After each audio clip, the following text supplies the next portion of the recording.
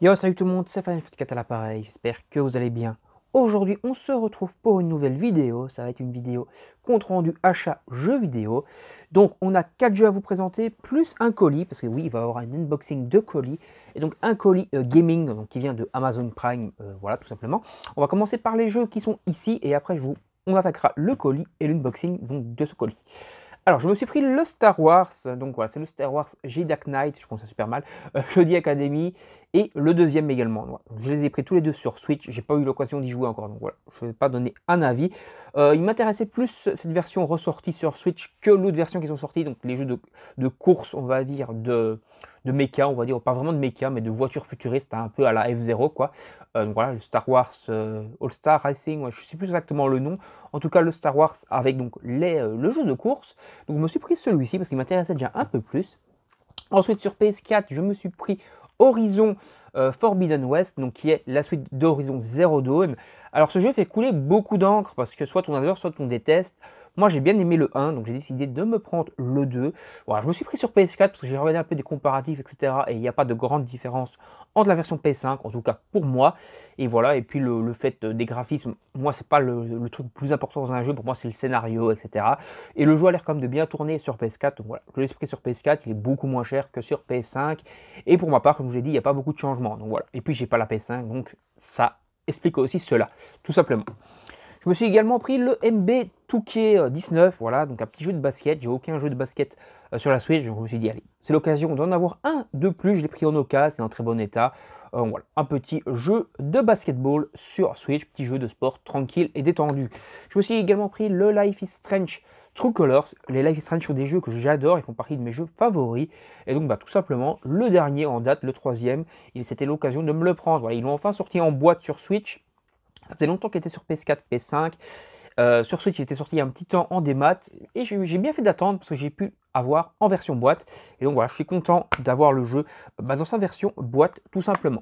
Voilà, le petit Life is Strange True Colors. Donc maintenant, on va aller attaquer l'unboxing tout simplement de la console. Parce que oui, c'est une console, je vous le vends la mèche directement. Donc on va aller unboxer tout ça ensemble. Hop, on attaque l'ouverture à la barbare, on s'en fout, hop, on va vite. Voilà, elle est là. La bête est ici. Bon, on a 2-3 autres trucs dedans. Voilà, je voulais vous les montrer, c'est pas moi qui les ai commandés, ça, mais je vous les montre vite fait. Donc ma copine a pris le dernier spectacle de Kev Adams, hop, et hop, un dessin couleur, voilà, coloriage par numéro, là, comme ça, de Disney. En l'occurrence, voilà. Donc le plus important, c'est ceci. Je fous ça par terre, on s'en bat les couilles. Hop. Donc la bête est là. Voilà la console. Hop.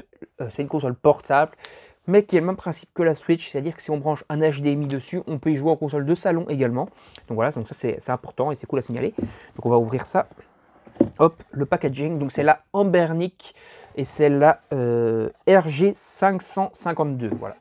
C'est le nouveau modèle de chez Ambernic. Il y a eu pas mal d'autres développeurs, créateurs, constructeurs de consoles qui ont fait un modèle RG552. Voilà, on va dire que c'est un peu le dernier modèle en date de console d'émulation. Donc je vais essayer de sortir de son fourreau. Bon, ça se présente comme ça à l'intérieur. Hop.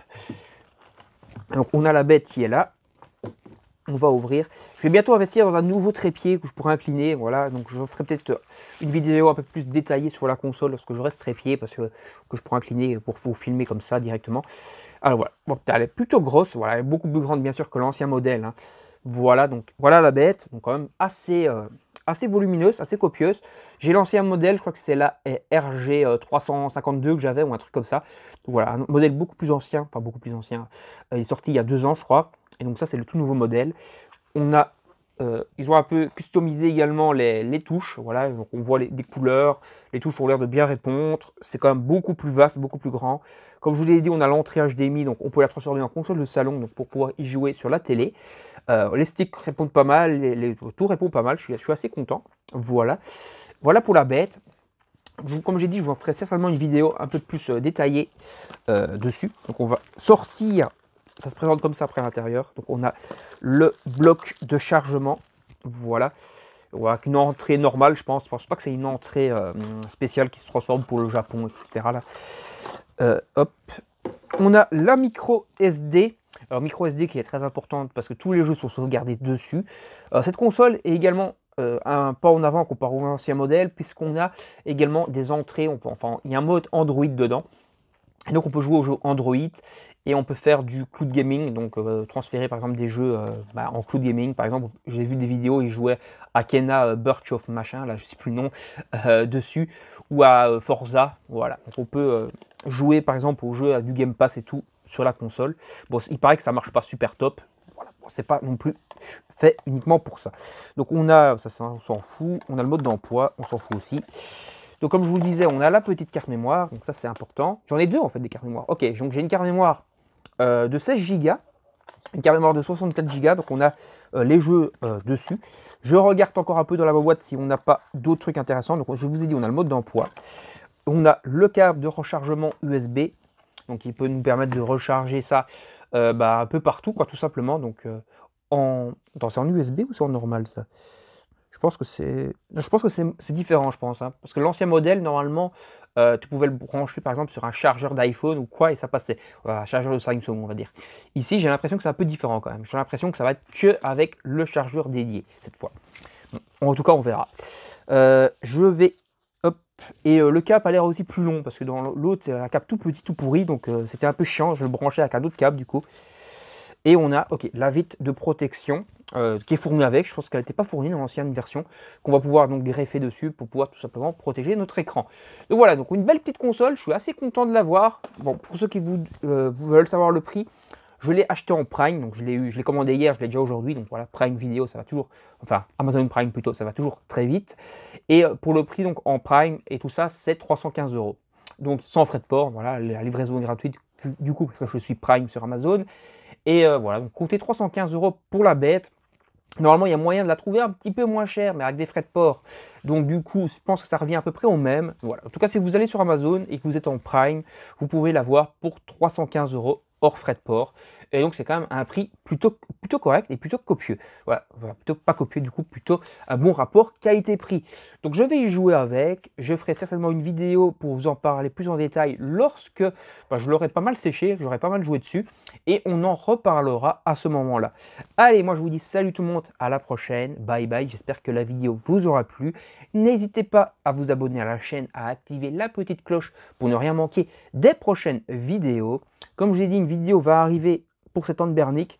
Je ferai peut-être des vidéos sur le modèle précédent et sur une autre console d'émulation que j'ai qui est sympa, c'est pas une Hand Bernic, c'est un autre modèle, mais qui est... En tout cas, il a une bonne prise en main l'autre, mais il y a pas mal de défauts, donc j'en parlerai quand même parce qu'il y a des qualités et des défauts. Après ici, la prise en main a l'air quand même d'être plutôt badass aussi. On a ici là les espèces de petits trucs comme ça qui épousent un peu les doigts. Franchement, elle est très confort, donc voilà, je suis assez content. Je pense que je vais jouer quasiment que en console portable, mais peut-être que ce sera l'occasion de la tester en console de salon aussi. Allez, moi je vous dis donc salut tout le monde, bye bye, à la prochaine, abonnez-vous, cloche, etc. Salut, salut!